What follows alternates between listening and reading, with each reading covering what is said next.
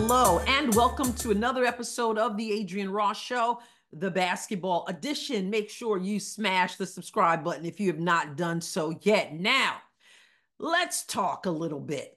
I want to talk about a couple things. First of all, there's been a lot of talk in the basketball world that the WNBA has done just fine without Caitlin Clark in the postseason. And there's been some bragging about that, some people pounding their chest about that. But let's be real. They are not doing what they had been doing with Caitlin Clark playing basketball. That's number one. Number two, I know that there are many of you who are adamant because you let us know that you are not watching at all if Caitlin Clark is not playing. And even some of you who are upset that others, including myself, have watched some of the postseason. Some of you don't like it. I even had one person, as I shared in my live stream today, who said, I can't believe that you're watching. This was the semifinals, the last game. It was Connecticut versus Minnesota. I can't believe you're watching. I am unsubscribing and I am canceling, I guess, my membership. He said, I'm canceling you. I assume he meant membership, etc. So there's a lot of passion. And here's the thing. When I had a non-watch party in the postseason, I told everyone in that live stream, listen, this is not some kind of boycott. If you want to watch, watch. If you don't want to watch, don't watch. But you can hang out with us as we not watch at that time. But here's the thing for those who are delusional about the ratings. We said at the beginning of this season that a rising tide lifts all boats. And so all the people who were whining and complaining about Caitlin Clark being in the league and all the jealousy and the animosity, etc., we witnessed. I said then that I was hearing a lot from people who said, because I've tuned in to watch Caitlin Clark, I have learned about other players. I've begun to enjoy, not the toxic people, but I began to enjoy people like Arike Ogunbowale and Nafisa Collier, for example. And that's my point. When Caitlin is cooking, everyone eats. So people were learning about current players and even former players. So these people who are going out there saying, oh, Caitlin Clark's not in the mix, and look at the ratings still. Elle Duncan, even Sue Bird, other people like that. Here's the bottom line again on that. A lot of the people who are watching are Caitlin Clark fans, are people who learned about other players because of Caitlin Clark, which again is what we said would happen. Now, again, there are some people who say, I'm not watching, and they're entitled to do that. But there are some people out there who are tuned in, and these people want to act like Caitlin Clark didn't have an impact on that. They need to think again, because a lot of the people watching are Caitlin Clark fans. They are fans Caitlin Clark brought to the WNBA, which we said was going to happen. There's that. Here's another thing. It's just food for thought. We have heard the talk from people associated with the WNBA, people who are in the WNBA, who have basically told Caitlin Clark fans, we don't want you here. We know on this channel, we've covered it. Let me refresh your memory about some of the things that were said, and then let me come back and address that. Let's start with the co-owner of the Atlanta Dream with her immature, derogatory comments, just a little bit of them. Cannot be a representation of what the WNBA would want in their league. This is our league. This was built, like, I feel like as a women's basketball historian myself, I've been watching since I was 5. I was here before the league started, as a lot of the fans on social media feel the same. That ain't a representation of us. Y'all not like us. They not like us, okay? So please don't. You heard it. Y'all not like us.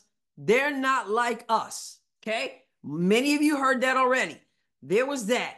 Now, this is Alyssa Thomas after she defeated her team, the Connecticut Sun, defeated the Indiana Fever. She picked that time to say this. Honestly, it's been a lot of nonsense. I think in my 11-year career, I've never experienced the racial comments from the Indiana Fever fan base. We had her face on a serious matter that happened in this world, and it's unacceptable, honestly.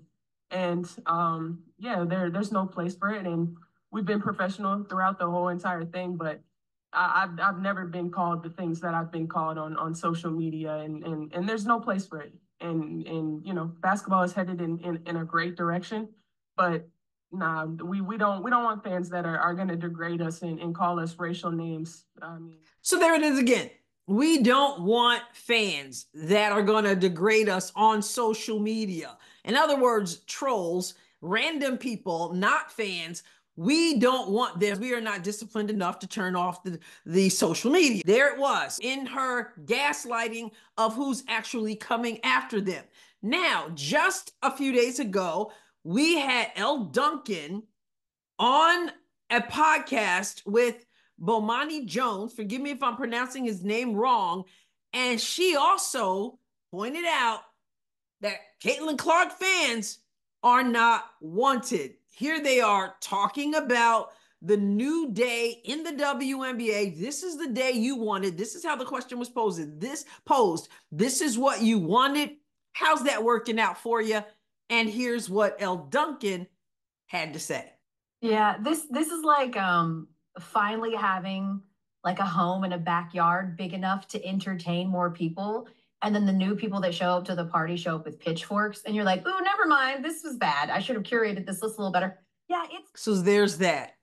The new fans, like people you thought you wanted to add some space so that you could bring in some more people to the party. And now you're thinking, never mind. Yeah. So I totally get it. When you look at just those three things, and that's just a modicum of what we've been hearing. When you hear what people are saying, I get it. When people say, I'm not tuning into this nonsense. I'm not. If CC's not playing, I'm not. And then some people who said they're not, whether she's playing or not, they're done. Okay, this is what I want to say. I ain't going nowhere. If CC's in the league, even if she's not playing right now, I'm not going anywhere. Why? Because they're already telling you this is what they want you to do. They want to go back to the way things were. They want to go back to just their bully ball and just their what do you call wokeness and their agendas and all the toxicity. They want to be able to go back to that without any accountability. But let me tell you what, people like myself and other people, there are other people out there who are doing what I'm doing, and they're calling out the nonsense. They remind me of, as a teacher, I had nearly 20 years as a seventh grade English teacher in New York. I know what it is when a parent comes into the classroom, just sort of slips into the classroom and has a seat. A parent whose child is in that class. You know what? That child doesn't feel quite so comfortable. I know what it is for a principal to come into a teacher's room and just have the pad, have the pen, and observe. And I'm going to tell you, it was cool with me because I know what I'm doing, right? But there is a certain something that you feel you're on your P's and Q's when that member of administration is in the room. And for some teachers, they breathe a sigh of relief when that authority figure leaves the room. It just is what it is. There's something different when they know you're watching. And at times, all that kid wants to do is to get mama to leave. Mama, please leave. Mama, please leave. Mama, because that kid is usually a kid who's in trouble, who's been in trouble. And mama said, oh, Johnny's acting up. I'm going to show up there one day when Johnny's not expecting me. And I'm going to be looking. Exactly. And it changes everything. There's somebody to hold Johnny accountable. And it's the same way when a principal comes in. A teacher gonna be paying attention, gonna be dotting the I's and crossing the T's, right?